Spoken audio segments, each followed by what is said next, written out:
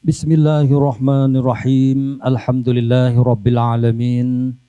Wassalatu wassalamu ala asyrafil anbiya'i wal mursalin wa ala alihi wa ashabihi wa man tabi'ahum bi ihsanin ila yaumiddin. Rabbi shrah li sadri wa yassir li amri wahlul 'uqdatam min lisani yafqahu qawli wa ma taufiqi illa billah alaihi tawakkaltu wa ilaihi unib. Rabbi yasir wa la tu'assir, Rabbi tammim bil khair. Terima kasih kepada Tuan saya Arif Manja, pengurusi Majlis Ilmu Forum Perdana Ehwal Islam kita pada malam ini. Yang berusaha Tuan Haji Saifuddin Hassan, pengurusi dan Imam Satu Masjid Al-Muqarrabin Bohor Empiang, Kanga Perlis. Yang diraikan lagi dikasihi gandingan panel Forum Perdana Ehwal Islam. Yang dihormati Encik Hayazi Ramli, Timbalan Pengurusi Jawatan Kuasa Qaryah Masjid Al-Muqarrabin Bohor Empiang, juga pegawai RTM Negeri Perlis, ahli-ahli Jawatan Kuasa Qaryah Masjid Al-Muqarrabin, para alim ulama, tuan-tuan haji, puan-puan hajah, tuan-tuan guru, puan-puan guru, pimpinan-pimpinan masyarakat setempat, tuan-tuan dan puan-puan, muslimin muslimat, hadirin, para tetamu Allah yang dikasihi sekalian, tahiyatan wa salaman alaikum, assalamualaikum warahmatullahi wabarakatuh. Alhamdulillah, tuan-tuan dan puan-puan, kita panjatkan dan kita zahirkan kesyukuran kita sesungguhnya kehadrat Allah Subhanahu wa taala kerana mempertemukan kita pada malam ini, tuan-tuan, dalam satu majlis ilmu Forum Perdana Ehwal Islam. Dan Forum Perdana Ehwal Islam kita pada malam ini, tuan-tuan, kita adakan di Masjid Al-Muqarrabin Bohor Empiang, Kanga Perlis, di mana penganjurnya tak lain dan tak bukan Jawatan Kuasa Qaryah Masjid Al-Muqarrabin Bohor Empiang, Kanga Perlis. Dan saya bagi seluruh warga penganjur mengalu-alukan kehadiran dif-dif kenamaan, para jemputan, muslimin muslimat, hadirin, para tetamu Allah yang datang beramai-ramai pada malam ini. InsyaAllah mudah-mudahan tuan-tuan kita diberkati Allah, mendapat rahmat, kasih sayang daripada Allah, inayah dan taufik serta hidayah daripada Allah Subhanahu wa taala. Pucuk buluh patah sebatang, pucuk meranti hanyut di sungai, yang ditunggu telah pun datang, yang dinanti telah pun sampai. Bersama saya pada malam ini, tuan-tuan, dua gandingan panel yang tidak asing bagi kita warga negeri Perlis ini. Dan apapun saya cuba mendekati dan perkenalkan kepada para penonton, tak kenal maka tak cinta. Di sebelah kanan saya, tuan-tuan, sega orangnya. Inilah yang berbahagia, sahibul fadilah Tuan Haji Ahmad Sirajuddin bin Haji Abdul Sattar Al-Hafiz, iaitu merupakan Ketua Penolong Pengarah Bahagian Dakwah dan Pengurusan Masjid Jabatan Hal Ehwal Agama Islam Negeri Perlis, juga merangkap Imam Besar Perlis. Suaranya seringkali berkumandang di Perlis FM dalam ceramah-ceramah, forum-forum dan sebagainya. Ahlan wa sahlan wa marhaban bikum, Tuan Haji. Assalamualaikum. Dan ahli panel kita di sebelah kiri saya, tuan-tuan, kalau saya tak perkenal pun tuan-tuan dah sedia maklum. Inilah yang berbahagia, sahibul fadilah Profesor Madya Dr. Muhammad Ruzaimi Ramli, iaitu merupakan Rektor College Universiti Islam Perlis Kuib. Ahlan wa sahlan wa marhaban bikum, Dr. Assalamualaikum. Inilah dua gandingan panel, tuan-tuan, yang akan bersama-sama kita pada malam ini di bawah tajuk yang cukup menarik sebagaimana disebutkan oleh pengurusi tadi, iaitu sempena menyambut tahun baru 2023 Masihi, iaitu azam tahun baru, sempena tahun baru. Alhamdulillah. Jadi sedar ataupun tidak, tuan-tuan, masa berlalu begitu pantas. Hari ini hari yang ke-6 kita berada tahun baru 2023 Masihi. Masa begitu bernilai dalam kehidupan kita dan berharga di sisi kita. Sebab itu dalam pepatah Melayu ada menyebut masa itu emas. Pepatah Arab juga ada menyebut masa itu ibarat pedang. Kalau kita tak potong dia, dia akan motong kita. Pepatah Cina juga ada menyebut masa itu tidak boleh dibeli walaupun dengan seinci emas. Dalam bahasa Cinanya, ik chun kuan yin, ik chun chin namai kuan yin. Jadi itu nilainya, masa yang begitu hebat, tuan-tuan. Dan kita berbalik kepada tajuk perbincangan kita, iaitu tahun azam baru, sempena tahun baru. Jadi saya nak mulakan perbincangan kita dengan bahagia Tuan Haji Ahmad Sirajuddin. Kita mula kanan dulu. tuan-tuan. Jadi tuan-tuan Haji, apakah yang boleh kita perjelaskan kepada para penonton kita, para tetamu Allah yang hadir pada malam ini mengenai tajuk perbincangan kita, iaitu azam baharu sempena tahun baharu. Adakah perlu setiap tahun dengan azam yang baru? Falyatafadhal mashkura. Bismillah. Assalamualaikum warahmatullahi wabarakatuh. Alhamdulillah wassalatu wassalamu ala Rasulillah wa ala alihi wa sahbihi ajma'in. Allahumma salli ala Muhammad wa ala ali Muhammad kama sallaita ala Ibrahim wa ala ali Ibrahim wa barik ala Muhammad wa ala ali Muhammad kama barakta ala Ibrahim wa ala ali Ibrahim fil alamin innaka Hamidum Majid. Amma ba'. Terima kasih Ustaz Hashim Osman selaku moderator pada malam ni, selaku pengurusi Masjid Tasuh dan selaku mantan pegawai JAIPS. Sahabat panel yang bahagia, Prof Madia, Dr. Muhammad Rozami Ramli, Rektor KUIPS, yang berusaha, Tuan Pengurusi Ahli Jawatan Kuasa, tuan-tuan, perempuan, muslimin, muslimat yang dirahmati Allah sekalian. Alhamdulillah, bersyukur kita kepada Allah Subhanahu wa taala kerana dapat bersama pada malam ni. Dan tajuk yang kita bincangkan pada malam ni berkaitan dengan azam sempena tahun baru. Ni kira macam dah jadi adat dah kan, awal tahun Masihi.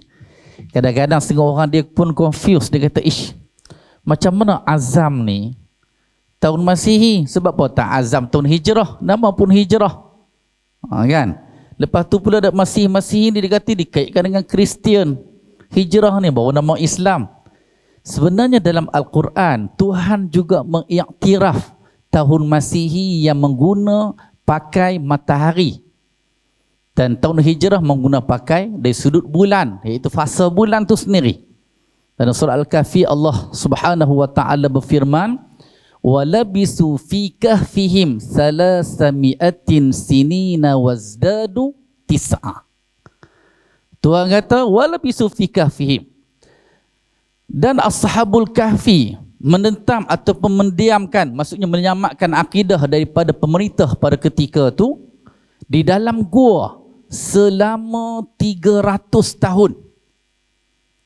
Masa tu orang Mekah yang boleh cerita Ashabul Kahfi ni, bila orang Arab bila musim panas akan pergi berdagang di bumi Syam. Bila berdagang di bumi Syam, duk dengar ni orang Kristian kat sana, orang Yahudi kat sana duk cerita pasal Ashabul Kahfi. Balik ke Mekah, tanya Nabi SAW berkaitan dengan Ashabul Kahfi. Orang Kristian kata, orang Yahudi kata Ashabul Kahfi ni 3 orang, yang keempat itu adalah anjing. Orang Kristian kata bukan 3, 5, yang keenam tu adalah anjing, kan? Jadi yang sebenarnya adalah yang Tuhan sebut wallahu a'lamu bi'a'daikum. Tuhan lebih tahu tentang jumlah dia, bi'iddatihim ma ya'lamuhum. Tuhan tahu jumlah dia berapa, iaitu 7 orang Ashabul Kahfi, dan seekor lagi adalah anjing. Dalam ayat tu juga bagaimana Tuhan sebut Ashabul Kahfi menetap dalam gua tu tertidur selama 300 tahun. Jadi bila cakap 30 tahun, jadi orang Mekah tertanya-tanyalah, 300 tahun hak kita ke hak kira hak Syam sana tu? Jadi Tuhan kata apa? Wazdadu tis'a, dan hendaklah kamu tambah 9 lagi. Jadi situ bagaimana Tuhan iktiraf 300 tahun ini adalah tahun Masihi, dan 300 tambah dengan 9 adalah 309 tahun. Itu perkiraan tahun Hijrah yang menggunakan pakai fasa bulan. Bermakna 100 tahun Masihi sama dengan 103 Hijrah. Jadi hak mana yang umur 33 dalam ni 33, dia umur 34 tahun hijrah. Tapi hak 99 tak ada gozak no. 99 hak 100 sebenarnya dia 103 lah. Kan? Jadi nak cerita di sini bagaimana boleh je azam ni bila-bila. Azam ni tak mesti setahun sekali. Sepatutnya azam ini setiap masa, setiap hari, setiap minggu, setiap bulan dan setiap tahun. Jadi kita nak tengok apa makna azam tu sendiri. Bila kita nak solat, kita kena niat. Ni nak puasa tak lama dah. Kan ustaz-ustaz duk mengajak bab hadis apa? Man lam yubayti siyam qabla al-fajr fala siyama lahu. Siapa yang tidak niat pada waktu malam, kan, maka tidak ada puasa untuk dia. Jadi ulama bincang adakah kena niat setiap malam ataupun niat sebulan sekali saja. Jadi niat tu kalau tengok dalam makna dia, definisi dia, an-niyatu hiyal azmu ala fi'li syai'i. Niat ialah keazaman dalam nak melakukan sesuatu. Itu niat. Niat dikaitkan dengan azam. Kalau tengok makna azam pula, tadi sempat saya buka apa dia dalam kamus dewan tentang makna azam ni. Kan, tekad, bercita-cita, hasrat, tujuan, kan, itu antara makna azam. Makna azam dalam bahasa Arab, sempat saya buka kamus tadi. Azam dalam makna pendek dia ialah al-aqdu fil qalb.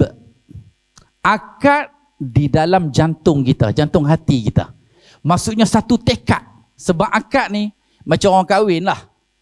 Kan, nak tahu yakin tak yakin akad nikah tu, dia ada ijab dan dia ada qabul. Ijab daripada wali, qabul daripada pengantin lelaki. Kan? Akad maksudnya ijab dan qabul.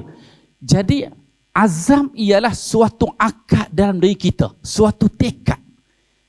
Ini bermakna agama nak ajak kita ni keazaman, suatu tekad, niat perlu kita perbaharui.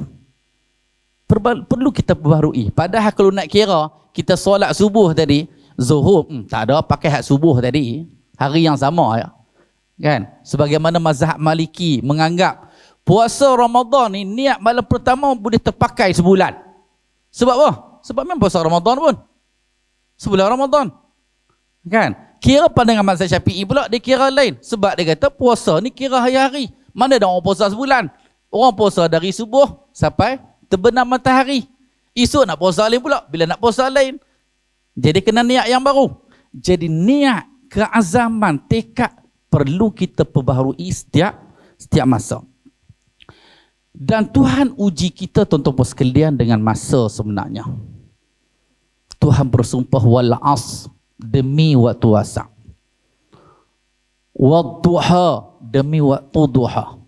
Wal fajr, demi waktu fajar. Surah Al-Lail, wal laili idza yaghsha. Tuhan bersumpah. Dan ada beberapa surah dalam Al-Quran memang menunjukkan masa. Asar, duha, al-fajr, waktu fajar, waktu malam, surah Al-Lail. Kepentingan masa. Kita hidup dekat dunia ni sebenarnya, Tuhan nak uji kita ni bagaimana kita bijak ataupun tidak dalam menguruskan masa kita. Orang hebat selama mana pun, kalau dia tak bijak menguruskan masa, dia bukan orang hebat lah. Kan? Kalaulah kerja hebat kita kata, pergi pejabat pukul 8 tepat, balik pukul 5 tepat, ataupun lajak sikit balik lebih sikit masa. Tetapi kalau mai semayang, asyik 2 rakaat lah ya. Kan? Dia masuk mazbuk je muafiq pun jangan-jangan sekali. Tak bijak lagi. Tu baru bijak ala ke dunia. Mungkin baru dapat anugerah. Lah ni Ustaz Hashim, musim untuk orang calonkan anugerah perkhidmatan cemerlang. Kan? APC. Mungkin cemerlang di pejabat. Kita kata, dia cemerlang dapat hadiah 1000. Tapi sembahyang asyik lewat. Kan? Lepas tu duduk nampak Ramadan main tarawih je. Isya tak tahu sembahyang kat mana. Kan? Kita tak bijak lagi. Orang yang bijak, orang yang cerdik, dia pandai menguruskan masa dia.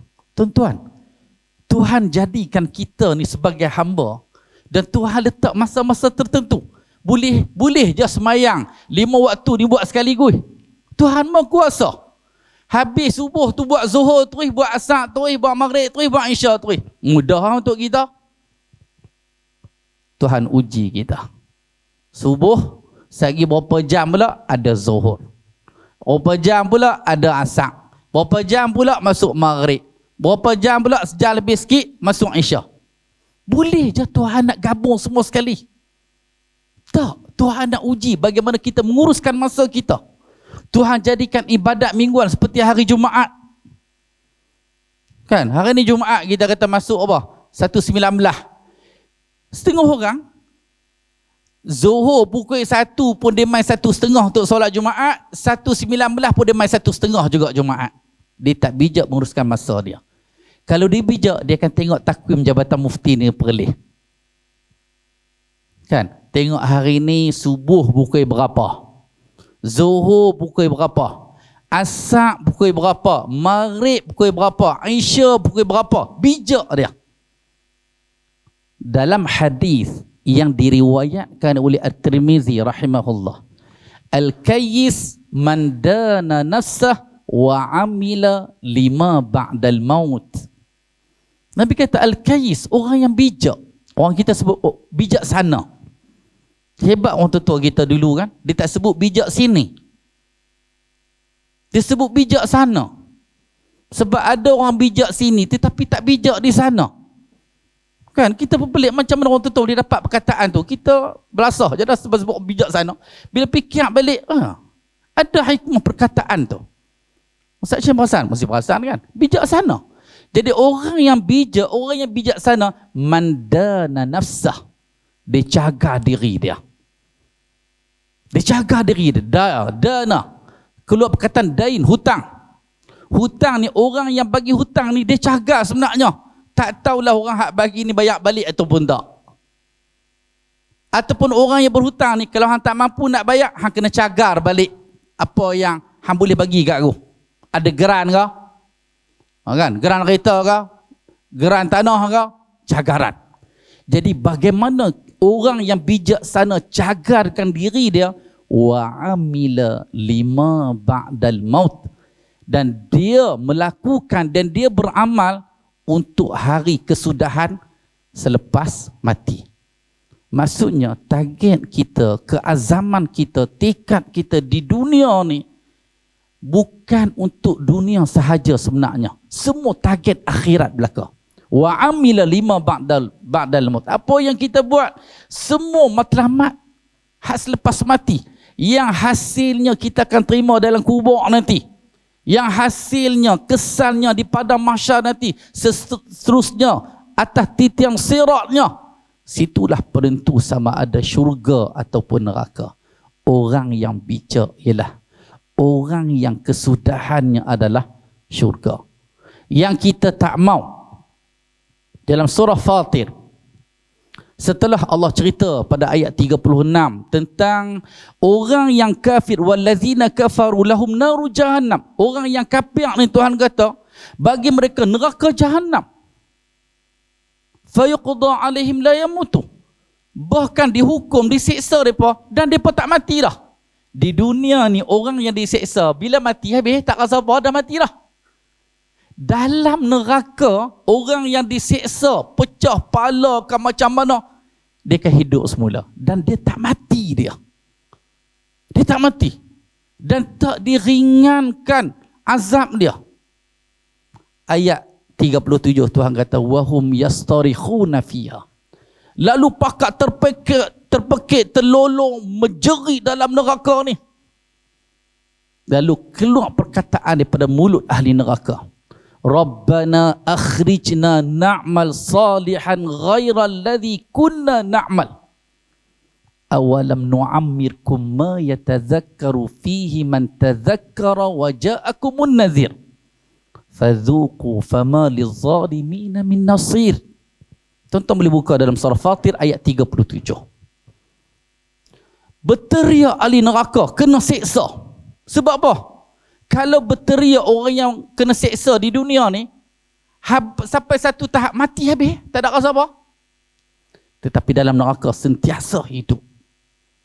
Lalu berdoa, minta depa kat Tuhan, Rabbana akhrijna Tuhan, boleh tak keluarkan kami dari neraka ni? Na'mal salihan ghairal ladzi kunna na'mal. Kami akan melakukan amal soleh, kami akan beramal soleh yang bukan amalan hak kami buat masa dekat dunia dulu. Menyesal ketika tu. Menyesal ketika tu. Sebab itulah tuan-tuan sekalian, sebab itulah kita diulang. Bila buat amalan, buatlah amalan yang soleh. Ini menyelamatkan kita.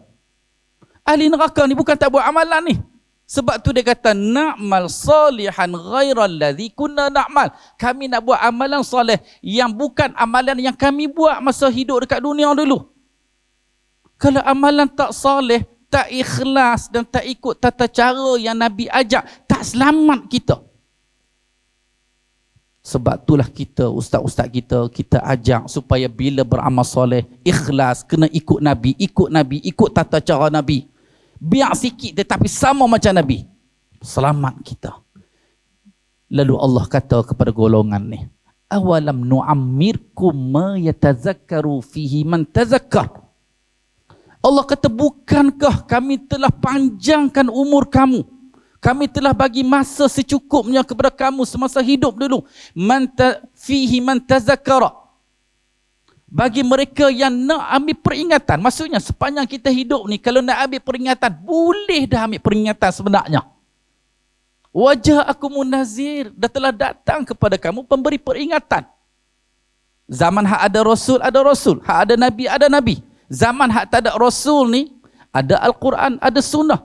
Ada pendakwah yang ajak, yang menyuruh supaya ikut Quran dan sunnah.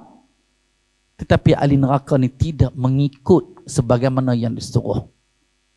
Lalu Allah kata, fazuqu fama lizal. Sekarang ni rasalah azab yang dikenakan kepada kamu. Fama lizalimin. Tak ada untuk orang yang zalim ni, Tuhan kata, min nasir, untuk orang tolong dia. Jadi tuan-tuan yang rahmati Allah sekalian, jadilah orang yang bijaksana. Dalam kita berazam, dalam kita bertekad, setiap masa kita ada cita-cita untuk buat kebaikan. Kan, faman hamma bihasanatin falam ya'malha falahu hasanah kamilah. Siapa yang bercita-cita nak buat sesuatu kebaikan tetapi tak buat, dia dapat dah satu pahala. Wa man hamma bihasanatin fa'amilaha kataballahu 'indahu asyara hasanat. Dan siapa yang bercita-cita nak buat kebaikan, buat sungguh, Tuhan tulis untuk dia 10 pahala. Ila sab'ati mi'ati dhi', diganda sampai 700 kali ganda. Ila ad'afin katsirah, bahkan gandaan yang berganda. Jadi mudah-mudahan sentiasa kita tekad azam untuk melakukan kebaikan, sama ada di hujung tahun, awal tahun, maksudnya sampai bila-bila. Wallahu a'lam. Alhamdulillah, terima kasih kepada yang bahagia Tuan Haji Ahmad Sirajuddin. Alhamdulillah, penjelasan yang begitu cantik, jelas. Tuan-tuan, menarik tentang tajuk perbincangan kita pada malam ini, azam baharu sempena tahun baharu. Maknanya Tuan Haji sebut tadi ni, kita nak kena azam ni sentiasa kita membaharui, jangan tunggu tahun baru. Tuan Haji nah? Jadi jangan tunggu tahun baru. Sebab tu saya tertarik kata yang bahagia Tuan Haji tadi, jadilah kita orang yang bijaksana. Kalau tak cukup bijaksana, bijak sini. Tak cukup bijak sini, bijak situ. InsyaAllah mudah-mudahan kita akan berjaya dan menjadi orang yang terbaik di sisi Allah Subhanahu Wa Taala. Saya nak tanya para penonton, apabila tibanya tahun baru, tuan-tuan, umur kita bertambah ataupun berkurang? Pekat lena rawa. Umur kita bertambah ataupun berkurang? Dua-dua betul ya. Bertambah pada hakikat angkanya, tetapi berkurang pada yang berbakinya. Dah semakin berkurang dah. Hampir sangat dah kita dengan pintu kubur dan seterusnya. Tuan-tuan, sebab itulah Nabi dah bagi tahu hayat umur umat-umatku 60-70 itu biasalah dengan kematian. Maknanya perancangan kita nak kena ada sebagaimana disebutkan oleh yang bahagia Tuan Haji Ahmad Sirajuddin tadi. Jadi dengan azam baru bermakna bermulanya matlamat dan hala tuju kita untuk mencapai cita-cita dan impian dalam kehidupan kita. Hadirin para penonton, tetamu Allah yang dikasihi sekalian, saya nak panaskan lagi perbincangan kita kepada yang berbahagia Sahibul Fadilah Profesor Madya Dr. Muhammad Ruzaimi. Jadi doktor, kalau kita lihat macam-macam orang berazam, doktor. Ada yang berazam sambut tahun baru ni, berazam nak turunkan berat badan pun ada. Tapi tak ada lah di sini belah-belah Afrika. Tuan-tuan. Kemudian ada juga yang berazam nak simpan duit lebih banyak. Ada yang berazam nak berjaya, cemerlang dalam kejayaan. Anak-anak kita pula nak cemerlang dalam pelajaran dan sebagainya. Jadi di sini persoalannya, doktor, apakah azam tahun baru yang sepatutnya kita letakkan keutamaan dalam kehidupan kita? Falyatafadhal mashkur. Assalamualaikum warahmatullahi wabarakatuh.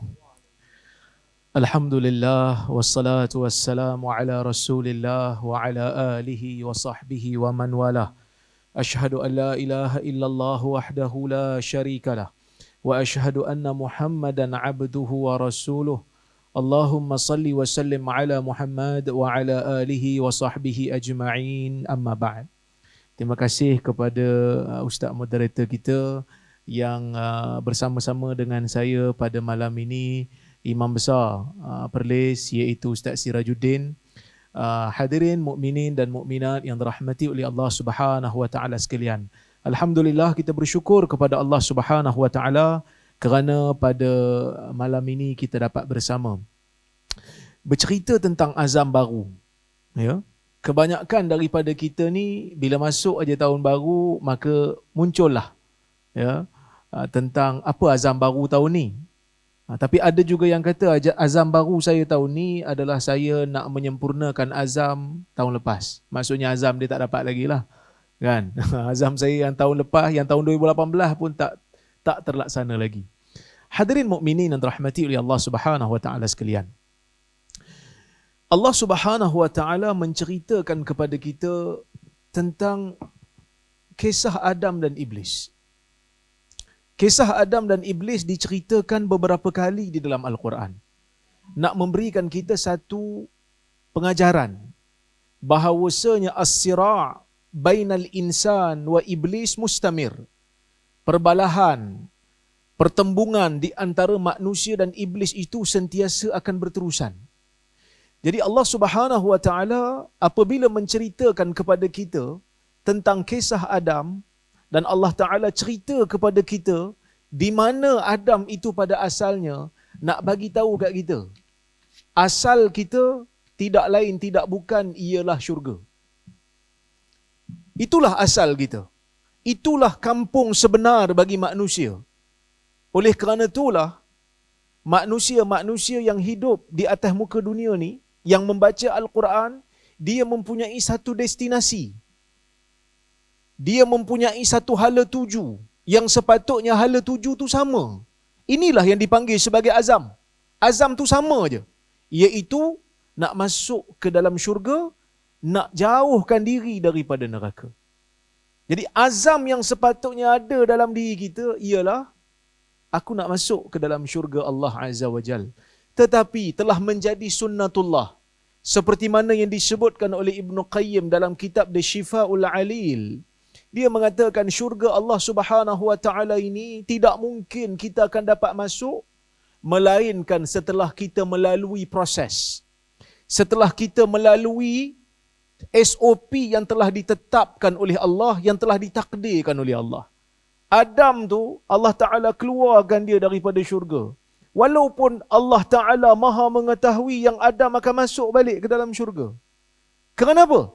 Kerana telah menjadi satu ketetapan sunnatullah. Tidak ada siapa yang akan kekal di dalam syurga melainkan dia mesti melalui cabaran, dia mesti melalui ketaatan kepada Allah Subhanahu wa taala dan mesti menempuh cabaran dan liku-liku. Oleh kerana itulah kita ni kena sedar bahawasanya hidup di atas dunia ni Allah Taala dah letakkan satu matlamat untuk kita. Kalau kita tak dapat syurga, maka itulah seburuk-buruk nasib yang kita akan terima dalam kehidupan ni. Ya. Hadirin mukminin yang dirahmati oleh Allah Subhanahu wa taala sekalian. Hidup di dalam dunia ni Allah Subhanahu wa taala bagi kita modal. Macam orang nak berniaga, dia ada modal. Apa modal Allah Taala bagi? Dua benda yang Ibnu Abbas sebut. Saya sebut dalam forum yang lepas. Tapi oleh kerana forum tu pendek sangat, jadi saya tak hurai panjang lah. Ni'matani maghbunun fiha kathirun minan nas. As-sihhatu wal faragh. Dua nikmat kata Nabi SAW, riwayat Ibnu Abbas, dua nikmat yang manusia ramai rugikan, cuai, terperdaya. As-sihhatu wal faragh. Kesihatan dan umur. Ada yang kata masa lapang. Umur. Dua benda ni Allah Ta'ala bagi kat kita. Gambarannya, gambaran kita hidup dalam dunia ni, kalau tuan-tuan nak faham, kita semua nak faham, kita seperti duduk di dalam satu dewan peperiksaan. Kita tengah periksa sekarang ni, tengah exam. Sedang diuji. Cuma kalau peperiksaan dunia ni, dalam satu kelas, waktu mula sama, waktu akhir sama. Waktu mula kita tahu, waktu akhir kita tahu. Cuma periksa dalam dunia ni, waktu mula pun kita tak pasti. Melainkan orang bagi tahu kat kita. Kamu lahir pada 22 bulan 6, 1983 contoh kan. Kita pun tahulah, kita pun percayalah cakap orang sebab dah ada dalam surat beranak, dah ada dalam IC. Kan? Tapi ada orang zaman dulu, di mana zaman tu tak ada sistem yang betul. Kadang-kadang tarikh lahir pun anjak 5 tahun baru didaftarkan zaman dulu kan. Maksud dia pun tak tahu tarikh sebenar. Lahirnya bila. Sebab mak bapak dia pun lupa. Tarikh mati pun kita tak ingat. Kalau tarikh mati kita tahu, waktu mati kita tahu, bagus ke tak bagus tuan-tuan? Saya nak tanya tuan-tuan dalam masjid ni. Kalau tarikh mati kita tahu, best ke tak best? Bagus ke tak bagus? Bagus?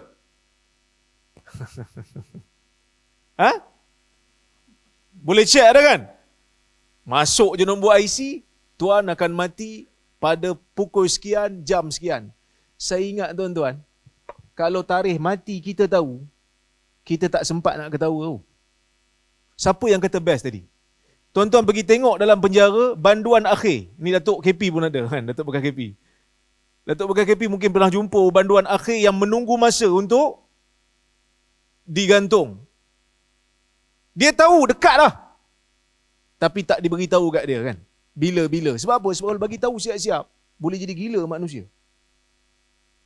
Allah Subhanahu wa taala dengan rahmatnya, dia sembunyikan waktu mati. Semalam kita jumpa dia, dia ketawa makan tom yam. Hari ni dah mati. Sebab apa dia ketawa semalam? Dia tak tahu dia akan mati pada hari ini. Maka bila Allah sembunyikan tarikh mati, sebenarnya rahmat bagi insan. Jadi, bila nak sebut tentang azam, kita kena tahu, azam kita sebenarnya kita nak pergi ke syurga. Itulah azam kita yang sebenar. Jadi jangan lari daripada tu. Nak jadikan diri kita mukmin, Allah Azza wa Jal menjadikan kita ni lahir dalam keluarga Muslim kebanyakannya. Tak struggle untuk dapatkan iman tu. Kerana ada orang nak beriman, terpaksa tinggalkan parut di badan. Sebab tu dulu saya pernah cerita, Khabbab bin Al-Arat. Khabbab bin Al-Arat kerana mempertahankan Islam, belakangnya berparut teruk sehingga pada zaman Umar. Umar terkejut tengok belakang dia.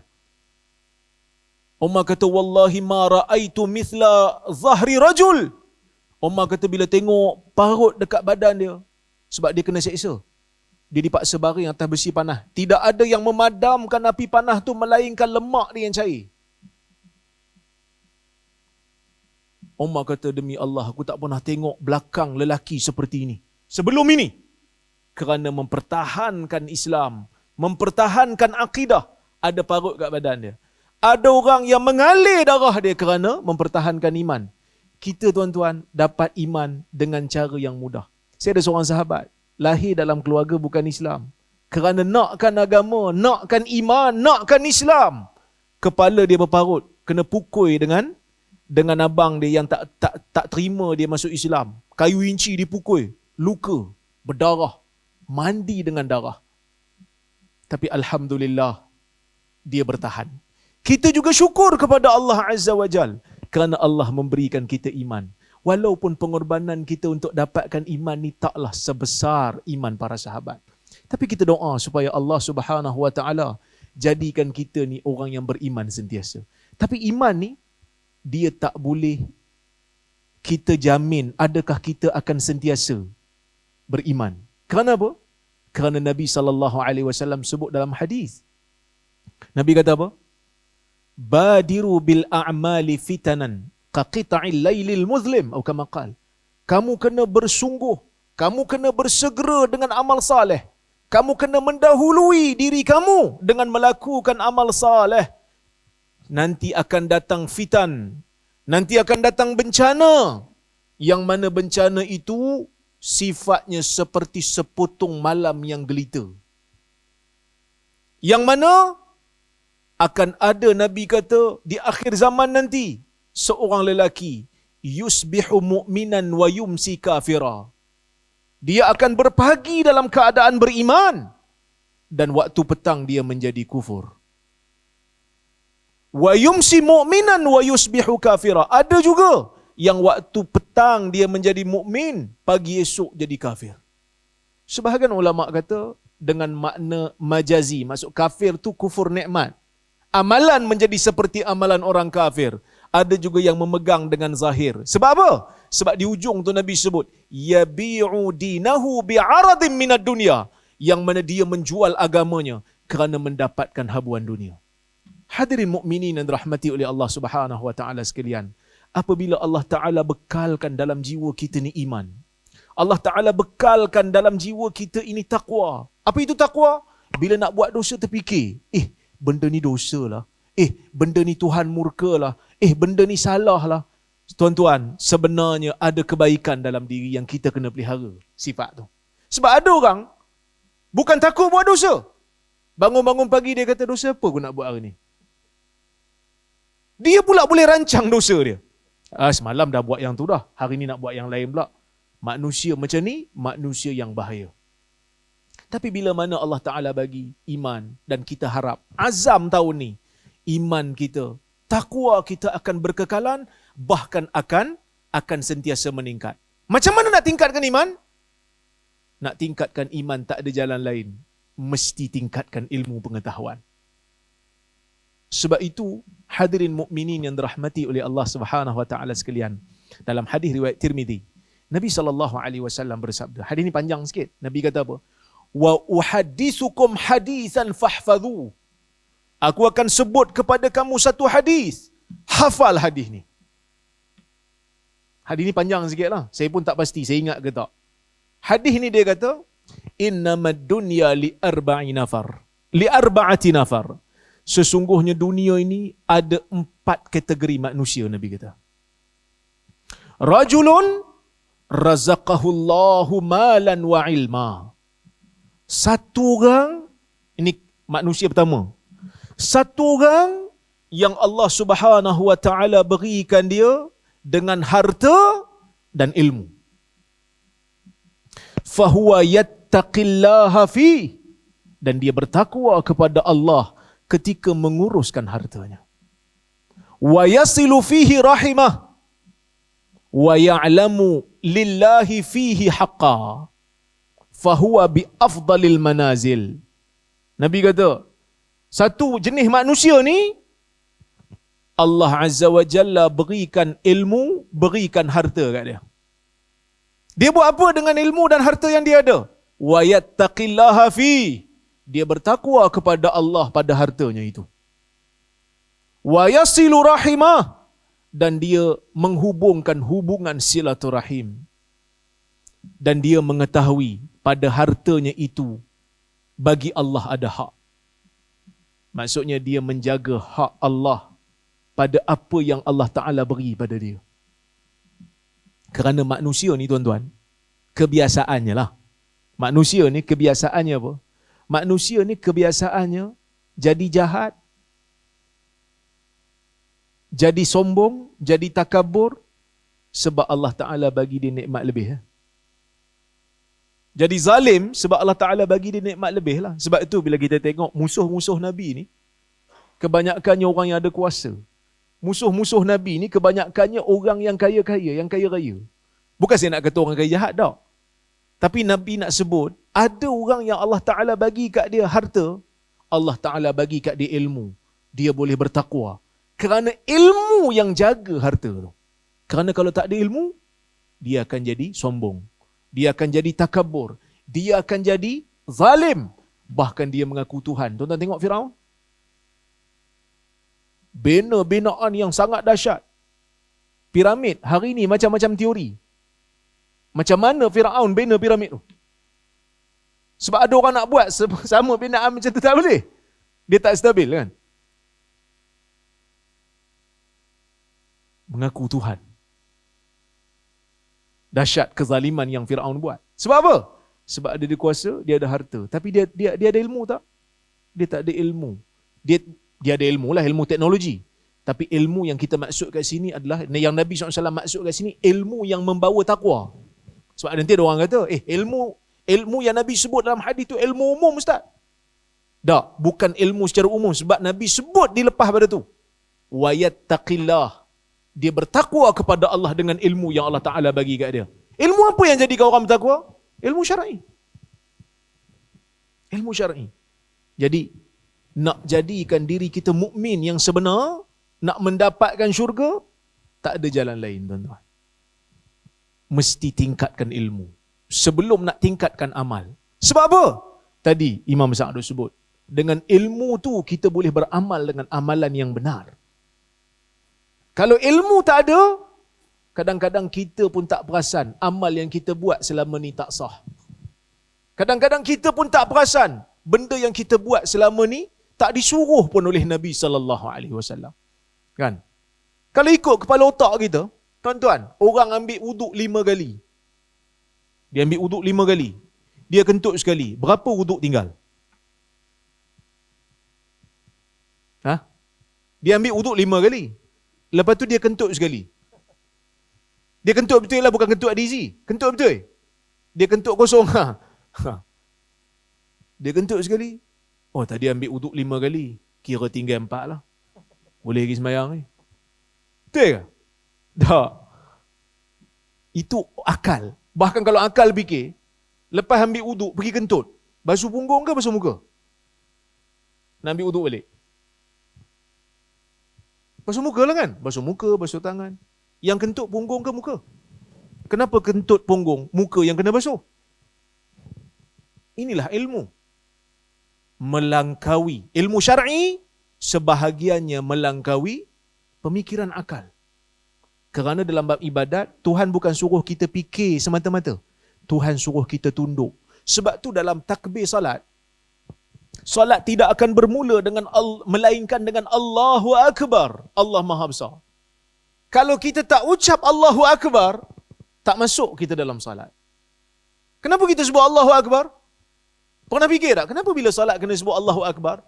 Sedangkan sifat Allah yang lain ada lagi. Sebutlah Allahu Qadir ke, Allahu Azim ke, Allahu A'zam ke. Tapi sebut Allahu Akbar. Kenapa? Kerana Allahu Akbar bermaksud Allah itu maha besar. Arahan Allah Ta'ala itu maha besar. Walaupun kita tak faham kenapa kita kena salat, tapi kita buat. Sebab aku nak jadi hamba yang taat. Hamba yang taat ni, apa je Tuhan dia suruh, dia buat.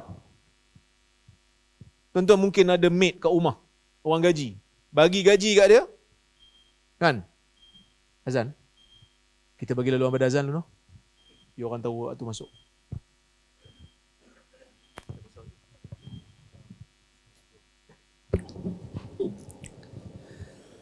Allahu Akbar, Allahu Akbar. Allahu Akbar, Allahu Akbar.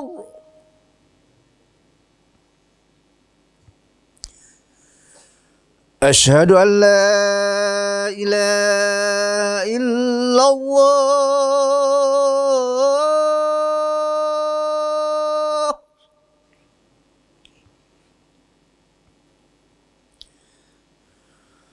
أشهد أن لا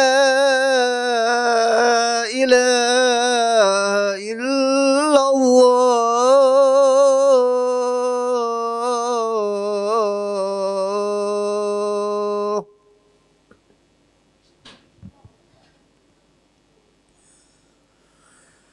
أشهد أن محمد رسول الله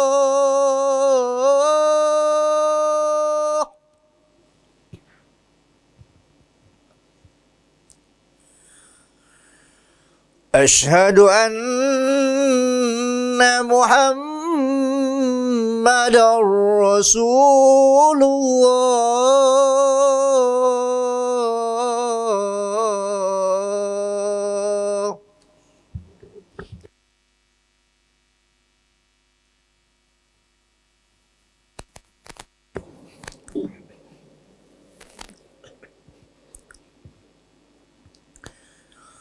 حي على الصلاة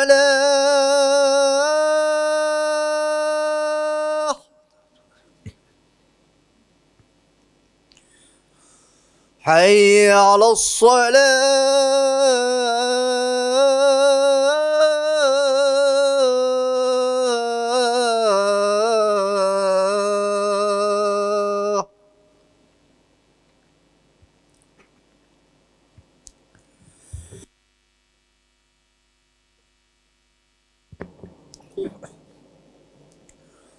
حي على الفلاح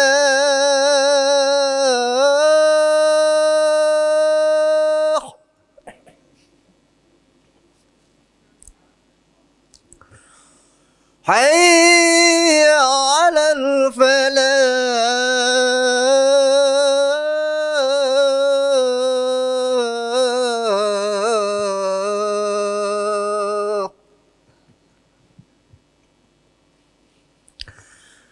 الله أكبر الله أكبر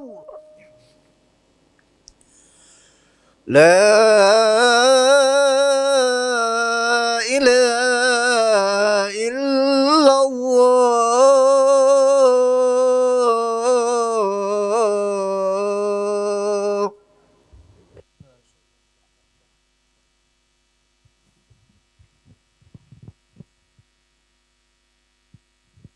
Okey, kita balik pada isu kita tadi. Tuan-tuan ada maid kat rumah, ada orang gaji. Bayar gaji kat dia.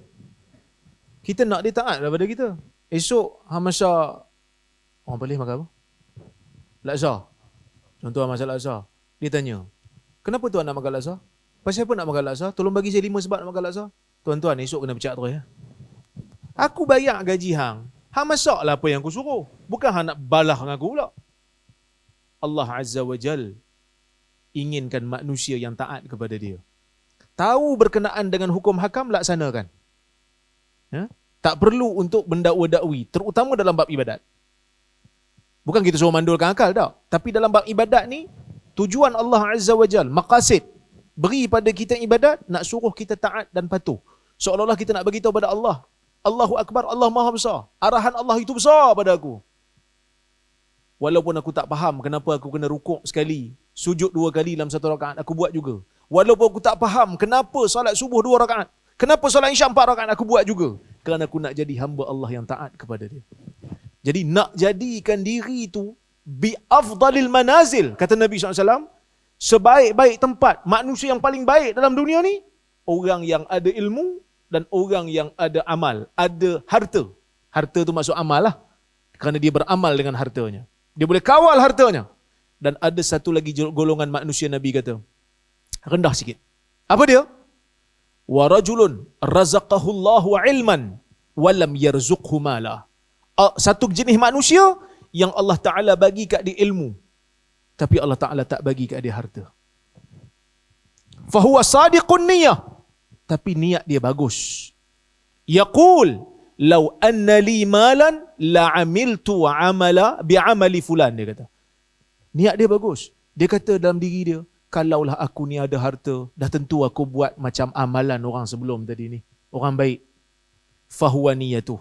dia akan dapat pahala seperti mana orang yang ada harta, yang beramal soleh. Fa ajruhuma sawa, pahala mereka sama. Sebab apa sama? Sebab niat tadi. Imam Besar duk cerita tadi, niat, azam tadi. Kalau kita tak dapat buat kerana ada halangan luar, kita dapat pahala dah. Kita dapat pahala dah, Allah Ta'ala bagi dah. Wa rajulun a'ta'ahu Allahu malan walam yarzuqhu ilma. Razaqahu Allahu malan walam yarzuqhu ilma. Satu lagi jenis manusia, Allah Subhanahu wa taala bagi kat dia harta, tapi tak bagi kat dia ilmu. Fahuwa la yattaqillaha fi. Dia tak bertakwa kepada Allah dalam urusan hartanya. Walam yasil fihi rahimah, dan dia tidak menghubungkan hubungan silaturahim. Dia berlaku jahat dengan manusia lain. Dia berlaku jahat dengan adik-beradik dia. Dia zalimi orang. Walam ya'lam anna lillahi fihi haqqa. Dan dia tak tahu pun apa hak Allah pada apa yang Allah Ta'ala bagi pada dia. Dia langgar semua. Ilmu tak ada. Harta banyak. Fahuwa bi akhbatil manazil. Inilah seburuk-buruk manusia. Dan ada satu lagi Nabi kata jenis manusia. Wa rajulun lam yarzuqhu Allahu ilman wala mala. Satu lagi jenis manusia, Allah Ta'ala tak bagi ilmu, Allah Ta'ala tak bagi harta. Fahuwa yaqul, dan dia berkata, lau anna li malan la'amiltu bi'amali fulan. Kalau aku ada harta, aku akan buat perangai macam, maksud dia nak berlaku jahat dengan harta yang dia ada. Fahuwa niyatu fawizruhu masyawa. Dia ni walaupun tak ada harta, tapi oleh kerana azam dia nak buat dosa tu ada, tapi terhalang sebab tak ada harta, maka dia telah mendapat dosa. Disebabkan oleh kerana keazaman dan halangan dia tak dapat buat tu, bukan kerana dia batalkan sebab dia bertakwa. Kan kita sebut, kita kalau niat nak buat benda jahat, tiba-tiba tak jadi, dapat pahala tak? Dapat pahala, tapi dengan syarat dibatalkan tu sebab takwa kita. Ish, tak bagus rasanya buat benda ni, berdosa, Tuhan murka. Tu dapat pahala. Tapi kalau tak buat, disebabkan oleh kerana halangan luar. Kalau tak kerana halangan tu aku buat dah, dosa dapat. Dosa dapat. Seperti mana sabda Nabi SAW, Al-qatil wal-maqtulu finnar. Orang yang membunuh dan orang yang dibunuh dalam neraka. Dalam hadis Nabi kata, Izal taqal muslimani bisayfayhima, al-qatil wal-maqtulu finnar. Bila orang Islam, dua orang bertarung lawan pedang, yang membunuh dan yang dibunuh dalam neraka. Sahabat tanya, Ya Rasulullah, hadal qatil wa ma balul maqtul. Ya Rasulullah, yang ni pembunuh, okeylah masuk neraka. Hak yang dibunuh pasal apa? Nabi kata apa? Innahu kana harisan ala qatli akhi. Kerana dia bersungguh nak bunuh saudara dia tadi. Dia terbunuh, maka sebab tu dia tak membunuh. Kalau dia tak terbunuh, dia bunuh dah. Maka sebab tu dia mendapat dosa. Kerana dia tak buat tu kerana ada halangan luar, bukan kerana takwa dia membatalkan niat jahat dia tu. Jadi tuan-tuan, azam kita apa dia? Azam kita nak kembali ke syurga, nak menetapkan iman, nak meningkatkan iman dengan ilmu supaya kita dapat beramal. Supaya kita dapat beramal walaupun sekecil-kecil perkara. Kerana ilmu yang menjadikan kita ni boleh mengejar pahala. Keluar daripada masjid, sarung kasut.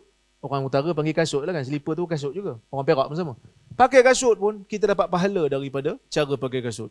Sarung belah kanan dulu. Nak cabut belah kiri dulu. Itu adalah sunnah Nabi SAW. Cuba fikirkan berapa banyak kita mengutip pahala apabila kita tahu dalam bab ni ada sunnah. Sunnah yang kecil-kecil je. Kita boleh kutip pahala. Kan? Hadirin mukminin rahmati Allah sekalian. Mudah-mudahan azam baru, semangat baru. Sebenarnya tak ada apa pun. Waktu ni sentiasa berjalan. Kadang-kadang kita seronok sangat pasal azam, pasal tahun baru ni, saya pun heran juga. Sebab kita dalam dewan exam ni tak tahu bila nak berhenti. Tiba-tiba, katalah tengah-tengah dewan exam, tiba-tiba 2-3 orang melompat. Melompat pasal apa? Dia kata kita dah masuk jam baru. Dia tak tahu bila nak exam nak berhenti. Tak ke penin pengawas yang menjaga exam tu? Penin lah dia, pasal apa? Seronok sangat ni. Jawablah dulu. Yang seronok betul-betul ini bila? Bila mana kita bertemu Allah Azza wa Jalla dengan membawa kejayaan. Dengan membawa kejayaan. Wallahu ta'ala alam bisawab. Alhamdulillah, terima kasih kepada Profesor Mardian Dr. Muhammad Rozaimi, tuan-tuan. Alhamdulillah, azam yang terbaik doktor sebut tadi ni, maknanya kita nak balik ke kampung asal kita. Tuan-tuan, kampung asal kita di mana? Tuan-tuan, Buk Empiang? Tidak, tuan-tuan. Kampung asal kita maksud doktor tadi adalah syurga Allah Subhanahu Wa Taala.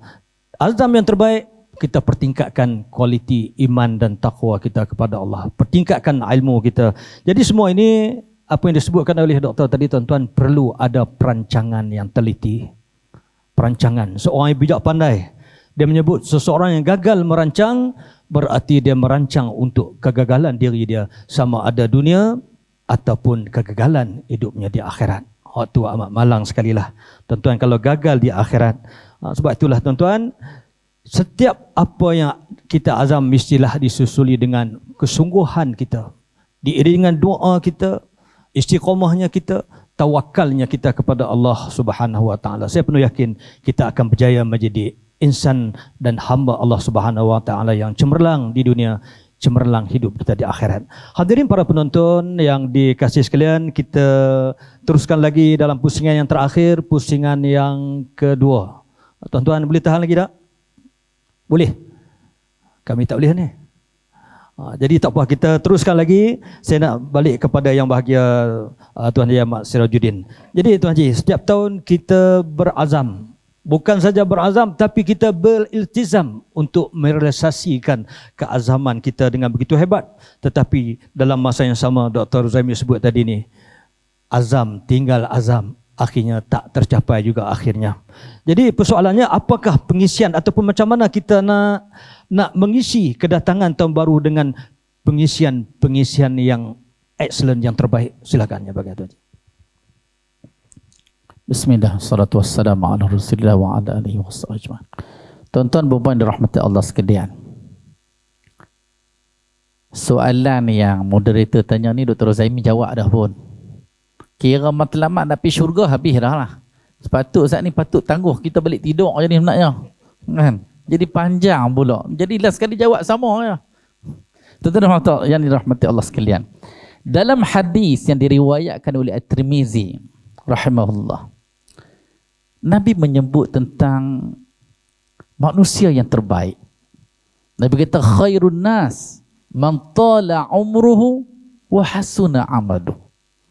Nabi kata sebaik-baik manusia mereka yang umurnya panjang dan baik amalan dia. Bila baik amalan, bukan nilai pada akal kita, tetapi nilai pada syarak. Sebab hak nak bagi syurga ni Allah Ta'ala, hak nak bagi pahala ni Allah Ta'ala, mesti kena ikut kehendak Allah Subhanahu Wa Ta'ala. Saya nak tutup dengan petikan ayat Al-Quran dan satu hadis. Pertama ayat Al-Quran dulu. Ayat 9, ayat 10 dan ayat 11 yang merupakan ayat yang terakhir dalam surah Al-Munafiqin. Allah Subhanahu Wa Ta'ala berfirman, Ya ayyuhalladzina amanu la tulhikum amwalukum wala auladukum an dzikrillah wa may yaf'al dzalika faulaika humul khasirun wa anfiqu mimma razaqnakum min qabli an ya'tiya ahadakumul maut fayaqula rabbi laula akhartani ila ajalin qarib fa asaddaqa wa akum minas salihin wa la yuakhirallahu nafsan idza jaa ajaluha wallahu khabirum bima ta'malun. Apa maksud ayat ni tuan-tuan sekalian? Tuan-tuan boleh buka dalam surah Al-Munafiqun. Ayat yang terakhir, 3 ayat terakhir. Allah berfirman pada ayat 9, wahai orang beriman, la tulhikum amwalukum wala auladukum, jangan kamu dilalaikan dengan harta benda kamu. Wala auladukum, begitu juga jangan kamu dilalaikan dengan anak pinak kamu. Lalai macam mana? An zikrillah, daripada mengingati Allah Subhanahu Wa Ta'ala. Yang hak jadi masalah dekat dunia ni bila orang tak ingat ke Allah. Bila ujian kita, harta benda kita, pangkat kita, darjat kita, kerjaya kita, keluarga kita, anak pinak kita, ini menjadi ujian kepada kita. Wa may yaf'al dzalika. Tuhan kata siapa yang buat macam tu, maksudnya dia dilalaikan. Dilalaikan dengan harta benda dia. Dilalaikan dengan anak beranak dia. Faulaika humul khasirun. Mereka itu adalah golongan yang rugi. Kita tak mau jadi orang rugi. Sebab rugi ini merupakan kebanyakan manusia. Wal as'inal insana lafi khus. Demi waktu asal sesungguhnya manusia itu berada dalam kerugian. Kalau kita tengok dunia sekarang ni, ramai yang rugi daripada orang yang selamat. Ramai hak sesat daripada ramai yang benar.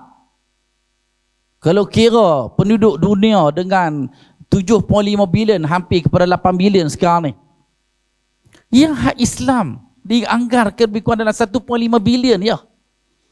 Hak lain tu hak Budanya. Kalau kata Cina, ramai yang Buddha. India 1 bilion lebih rakyat dia, kebanyakannya Hindu. Sebab apa? Dulu sama banyak, tapi dah bila jadi Pakistan tu, jadi majoriti Pakistan Islam lah. Kristiannya sebelah Eropah, yang hak Islamnya lebih kurang 1/4 ya, 1/5 lebih kurang macam tu kan? Jadi nak cerita di sini, hak ramai yang rugi tu, ramai yang lalai, ramai yang kufur, ramai yang kafir. Allahu Akbar. Ini semua golongan yang rugi.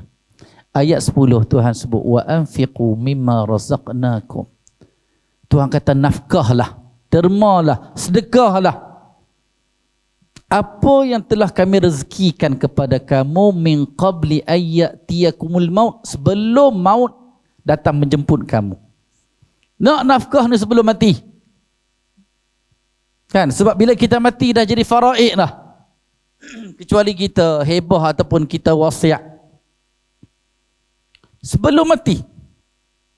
Min qabli ayyatiyakumul maut wa anfiqu mimma razaqnakum min qabli ayyatiyakum wa anfiqu mimma razaqnahum min qabli ayyatiya ahadakumul maut fayaqul. Lalu orang yang hampir nak mati, fayaqul rabbi laula akhartani ila ajalin qarib. Orang yang hampir nak mati ataupun orang yang baru nak mati, ada beberapa tafsiran dalam kalangan ulama tafsir. Rabbi laula akhartani, wahai Tuhanku, boleh tak pelewat kematianku ni kepada satu tempoh yang pendek. Maksudnya dia tak mau mati lagi. Ayat yang saya baca tadi, ayat 37 surah Fatir tu, hak tu bagaimana Rabbana akhrijna na'mal salihan, itu kata-kata ahli neraka. Hak ni pula kata-kata orang yang hampir nak mati ataupun orang yang baru mati. Dia minta supaya Tuhan tak cabut nyawa lagi. Rabbi laula akhartani ila ajalin qarib. Dia kata boleh tak pelewat sikit masa tu. Maksud tak mau mati lagi. Dia nak buat apa? Dia nak buat apa? Dia yang nak minta supaya tak mati lagi, dia nak buat apa? Fa as-saddaqah. Dia nak banyakkan bersedekah. Wa akum minas salihin. Dia kata aku nak jadi orang saleh. Bila hampir nak mati ni, ada tafsiran sebagai ulama kata, dia nampak di depan dia, pahala-pahala yang dia buat masa hidup dulu. Rupanya dalam banyak-banyak tu, pahala sedekah ni pahala yang paling lumayan. Sebab tu dia, fa'as-sadaqah, aku nak banyakkan sedekah. Aku nak jadi orang saleh. Nak jadi orang saleh. Lalu Allah kata, وَلَنْ يُؤَخِّرَ اللَّهُ نَفْسًا إِذَا جَاءَ أَجَلُهَا. وَلَنْ يُؤَخِّرَ, Allah kata, Allah tidak sekali-kali akan melewatkan ajal apabila sudah tiba waktunya. Kan maksudnya, apa yang moderator sebut tadi, walaupun kita rasa macam umur kita panjang, sebenarnya kita dah hampir kepada ajal kita. Ruang masih kita hidup ni. Akan ada satu hari nanti kita akan minta ke Tuhan, boleh tak pelewat. Mungkin di kala tu, kalau kita dah ada persiapan, ada persediaan, selamat kita. Kalaulah berlaku sebagaimana dalam ayat ni, baru masa tu nak bersedekah, baru nak jadi orang soleh. Tuhan kata tidak sekali-kali Tuhan perlewatkan apabila ajal dah tiba. Wallahu khabirum bima ta'malun, dan Allah Maha mengetahui atas apa yang kamu lakukan. Allahu akbar. Tuan-tuan, ada banyak benda yang melalaikan kita daripada kita ingat kepada Allah. Sebab itulah kita tengok bagaimana sunnah baginda Nabi SAW ajak kita. Ada zikir pagi, ada zikir petang, nak masuk tandas, keluar tandas, naik kenderaan, dalam perjalanan, masuk masjid, keluar masjid. Apa zikir yang tak ada? Seakan-akan macam Nabi itu berzikir tak berhenti. Pada Aisyah kata apa? Kana Rasulullah SAW yazkurullah fi kulli ahyan. Rasulullah ni berzikir fi kulli ahyan, setiap masa. Sebab ada masa-masa tertentu ni. Allahu akbar. Kita macam mana? Kan? Macam mana kita? Kan? Dan yang terakhirnya saya nak sebut tentang satu hadis yang diriwayatkan oleh Al-Bukhari. Nabi SAW bersabda, Inna li rabbika alaika haqqa, wa li nafsika alaika haqqa, wa li ahlika alaika haqqa, fa'ati kulladhi haqqin haqqa. Nabi kata, Inna li rabbika alaika haqqa. 3 benda Nabi sebut. Kita dengan Tuhan ni ada tanggungjawab dia, ada hak dia. Wali nafsika alaika haqqa, begitu juga diri kita ada hak, ada tanggungjawab. Tak boleh kita mudaratkan diri kita. Kan? Yang pertama, apa tanggungjawab kita kepada Tuhan? Kita selaku hamba. Tuhan cipta kita tu untuk mengabdikan diri kepada Dia. Kan? Dalam masa yang sama, ada tanggungjawab untuk diri kita. Sebab tu Tuhan haramkan untuk kita mudaratkan diri kita. Kan? Dengan ketumnya, kan? Lepas tu dengan dadahnya, dengan rokoknya, dengan gam, macam-macam benda-benda yang mudaratkan kita. Wali ahlika alaika haqqa, begitu juga untuk ahli keluarga kamu. Kalau orang yang ada organisasi, untuk ahli organisasi dia, ahli persatuan dia, setiap kita ni ada tanggungjawab dia. Tanggungjawab kepada Tuhan, tanggungjawab diri sendiri, tanggungjawab kepada ahli. Lalu Nabi kata, fa'ati kulladhi haqqin haqqah. Dan setiap sesuatu tu kita kena laksanakan tanggungjawab mengikut bahagian dia. Kalaulah hadis ni kita beda dengan masa kita. Kan? Kita ada 24 jam tuan-tuan sekalian. 24 jam. Dalam sehari berapa jam kita rehat? Kalaulah kita ambil zahir hadis ni lah, kita beda buat 3. 24 jam beda 3 jadi 8 jam. 8 jam lena tu rasa sesuai dah. Kan? Kalau kita lena pukul 11 malam, bangun 5 pagi, lah ni subuh 6 suku. Lepas tu dengan rehat siang apa semua, mungkin tidur dengan rehat 8 jam. Lepas tu sesuai juga bagi orang yang bekerja. Memang kerja kita lebih kurang 8 jam, 9 jam. Ada baki masa lagi. Kan? Kalau 8 jam rehat, hak tu dah bersama dengan keluarga, 8 jam untuk kita bekerja apa semua, ada 8 jam lagi tanggungjawab kita kepada Tuhan. Kalaulah kita boleh beda 8 jam ni, kita main masjid setiap waktu bagi yang dah pencen dah. Ambil sejam.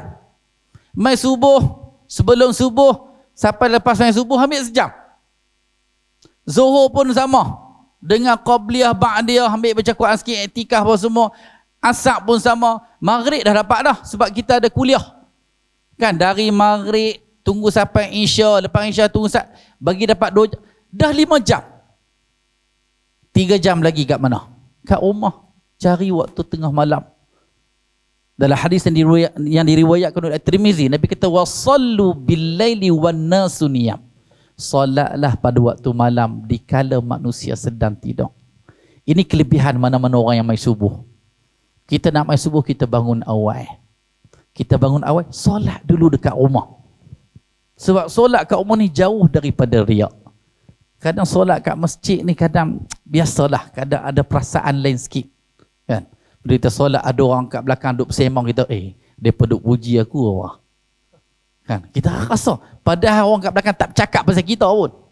Tapi setan dia kata, sembahyang tunduk sikit. Kita pun baca habis waktu tak puas baca alam nasyr. Tak rasa tak puas, dia pun duk bercakap lagi. Mungkin dia pun puji, baca pula watin. Daripada watin tu silat watin masuk wal as. Kan? Kan? Ada cabaran di situ. Sebenarnya dahlah saya duk nampak macam itulah. Kalau kita buat 1/3, 1/3, 1/3, dah cukup dah. Mungkin ini sebahagian keazaman lah. Kan? Keazaman supaya rehat kita pun kena jaga juga untuk kesihatan. Kan? Lepas tu pula untuk keluarga. Sebab kadang-kadang anak yang terbiar. Lah ni jenis mak ayah jenis bagi telefon kat anak ni. Kan? Tak ada masa dengan keluarga. Punya buat kerja. Punya ayah bersukan. Punya tak cara anak kat rumah. Anak terbiar. Anak semayang tak semayang pun tak betul.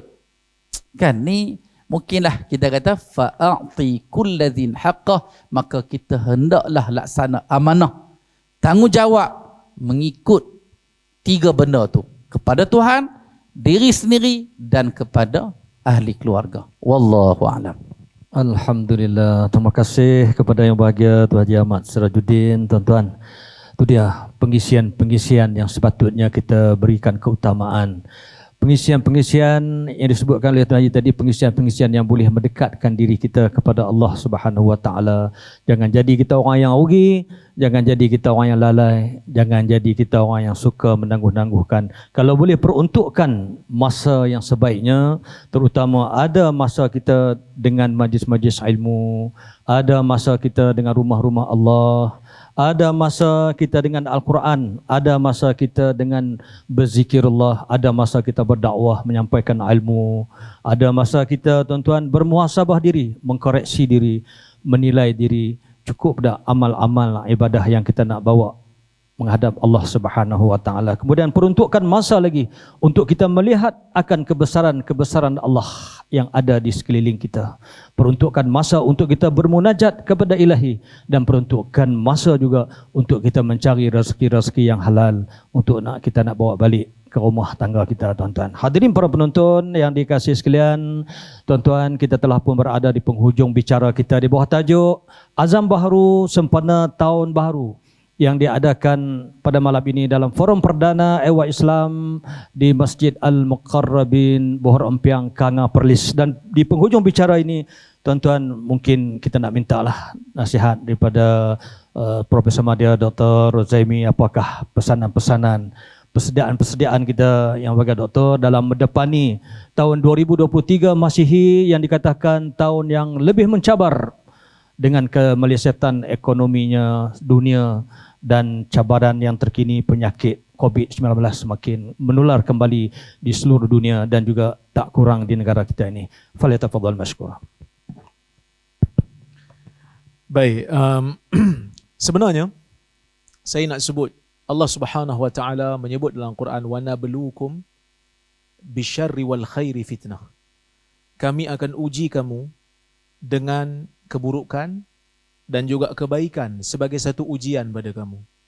Kadang-kadang kita dalam dunia ni kita selalu fikir ujian daripada Allah merupakan satu bentuknya bentuk yang kita tak suka. Musibah, bala bencana. Tapi kita lupa sama ada kita berada dalam keadaan senang ataupun dalam keadaan susah, kita sentiasa diuji oleh Allah. Cuma ujian yang susah tu yang kita selalu ingat dan kita selalu takut. Kita lupa nak doa pada Allah, ya Allah, dalam ujian kesenangan ini, tolonglah jadikan aku orang yang kekal berada di atas agamamu. Kan? Maksudnya, tahun-tahun yang mendatang, bulan-bulan yang mendatang, kita sentiasa berada dalam keadaan ujian. Kalau orang tu Allah Ta'ala uji dengan kesenangan, Allah Ta'ala akan tanya dia setiap nikmat yang Allah Ta'ala akan bagi, yang telah bagi pada dia. Sebab itu dalam hadis Nabi SAW menyebutkan. Nabi kata apa? Nabi kata, laisa laka illa ma akalta fa afnait, wa ma labista fa ablait, wa ma tasaddaqta fa amdait. tidaklah yang betul-betul menjadi milik kamu ialah apa yang kamu makan dan telah terlaksana, telah tercerna. Dan apa yang telah kamu pakai dan telah buruk pakaian itu. Dan apa yang telah kamu sedekah dan telah terlaksana pahalanya. Maksudnya apa tu? Maksudnya banyak-banyak yang Tuhan bagi kat kita tu, semua tu Allah Ta'ala akan tanya. Yang Tuhan akan lepaskan kita apa yang kita makan dan kita telah hadam. Maksudnya yang halal yang kita makan untuk dapatkan tenaga, yang tu insya-Allah kita boleh jawablah, saya lapar wahai Tuhan, saya nak ibadat, saya makan. Kemudian yang kita pakai untuk menutup aurat, untuk ibadat dan telah jadi buruk, yang tu kita punya lah. Dan apa yang telah kita sedekah dan telah terlaksana, yang kita simpan banyak-banyak tu, semua tu akan ditanya. Kan? Saya selalu bawa satu perumpamaan. Orang yang duduk dalam dunia ni, dia dalam ujian. Cuma saya sebut tadi, ujian Allah Ta'ala ni ada bentuk kesenangan, kekayaan, ada bentuk miskin, susah, bencana, bala, musibah. Kalau kita diberi pilihan, kita nak ujian dalam bentuk senang atau dalam bentuk susah? Kalaulah kita diberi pilihan, kita tak diberi pilihan. Tapi kalau kita diberi pilihan, agak-agak nak jadi jutawan ke, nak jadi miskin ke sana? Tanya diri sendirilah. Rasa-rasa macam nak jadi orang kaya lah, syok. Sebab saya ada juga kawan dengan orang kaya ni, tuan-tuan. Kan? Bila kawan dengan orang kaya ni, kita dapatlah sikit tempiah-tempiah kaya tu. Bukanlah kata dia bagi kat saya juta-juta, tak lah juga. Tapi bila dia ajak makan tu, makan tempat standard lah. Kadang-kadang kita pun takut nak masuk restoran tu. Ada seorang sahabat saya ni, dia senang sikit. Dia ajak saya pergi makan wagyu. Saya pun terkejut, wagyu tu apa dia? Tuan tahu wagyu? Bukan wagyu. A5. Dia pun order. Saya pun makan. Saya pun tak tahu sebenarnya macam mana nak makan. Saya kata takkan makan ni je. Dia kata ni je lah. Sekeping dalam ratus-ratus juga. Sekeping. Bukan besar pun, sekeping lah. Tapi bila saya makan, saya tahu kenapa. Oh, patutlah mahal. Memang sedap lah daging tu. Dia tak ada letak apa pun. Dia letak garam di atas tu. Lepas bakar letak garam sikit, cicak-kicap sikit. Memang sedap tu. Kita pun fikir, syoknya jadi orang kaya kan. Makan pun sedap kan. Jadi, saya pun terfikir, seronok juga jadi orang kaya kan. Tapi tuan-tuan, dalam dunia ni, kita fikir macam tu lah. Tapi cuba tuan-tuan bayang, cikgu masuk dalam kelas, dia bawa 2 jenis buku. Bagi tahu kat anak murid dia kata, ni, cikgu ada 2 kategori buku. Satu kotak ni buku nipih-nipih. Kurang cantik. Tapi nipih lah buku tu. Kurang cantik, murah punya buku.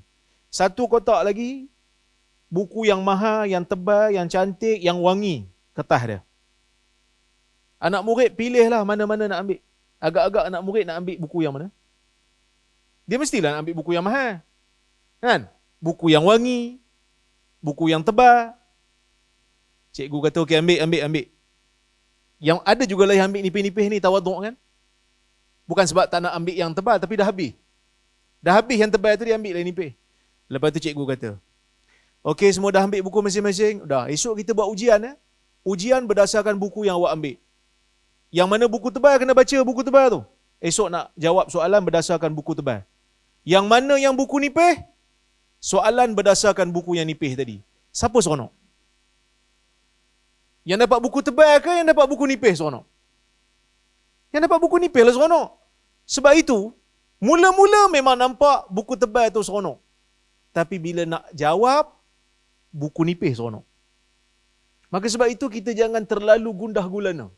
Ujian datang dalam bentuk yang kita suka, dalam bentuk yang kita tak suka. Kalau Allah Ta'ala bagi ujian dalam bentuk yang kita suka, sebenarnya kita lebih senang lupa itu adalah ujian. Berbanding kalau Allah Ta'ala bagi kesusahan. Kita bukan minta bencana, tak. Tapi kalau Tuhan bagi, kita cuba cari hikmah di sebaliknya. Bila Allah Ta'ala bagi musibah, bila Allah Ta'ala bagi kesusahan, perkara pertama yang kita kena fikir apa dia? Allah nak suruh kita ingat dia.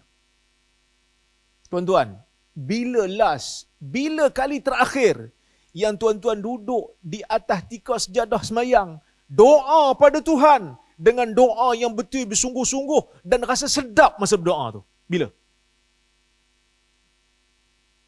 Agak-agak bila? bila kena musibah.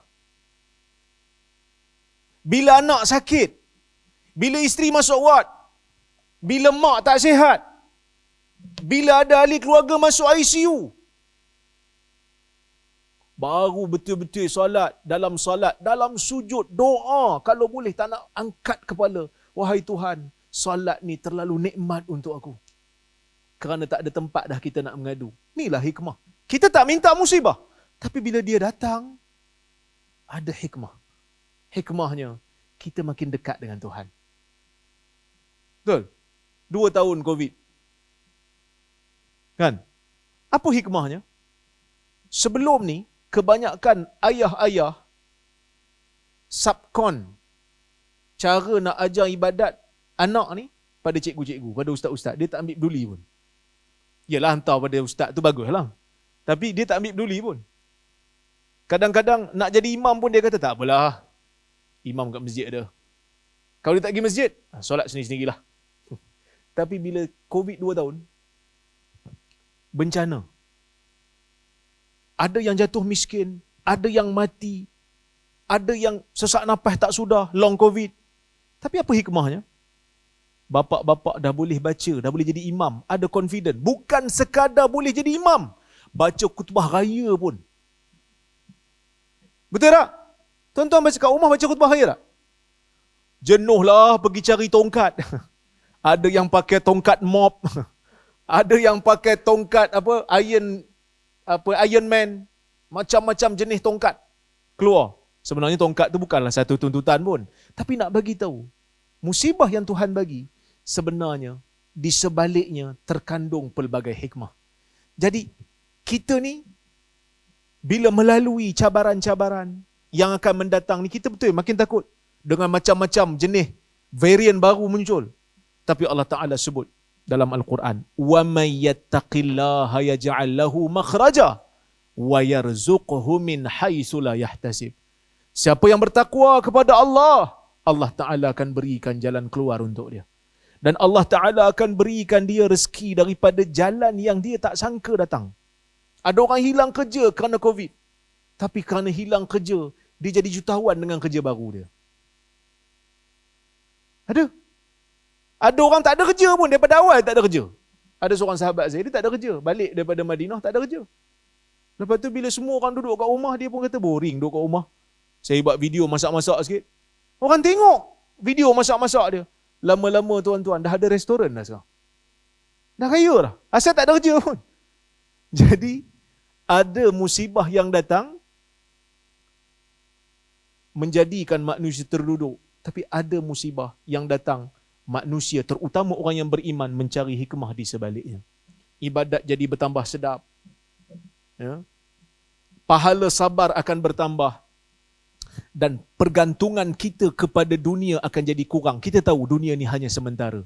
Sebab tu orang beriman, macam mana susah pun, kadar bunuh diri dekat negara orang Islam tak tinggi. Sebab dia tahu akhirat masih ada untuk dia. Kalaupun dia tewas dalam dunia. Berbeza dengan orang yang tak ada agama. Hilang dunia, bunuh diri. Sebab apa? Dia ingat dunia segala-galanya untuk dia. Maka sebab itu tuan-tuan, jangan gundah gulana. Percaya dan yakin pada Allah Azza wa Jal. Kesusahan datang, cari jalan keluar dengan berdoa dan usaha. Tawakal. Kalau tak mampu, kawan-kawan ni ada.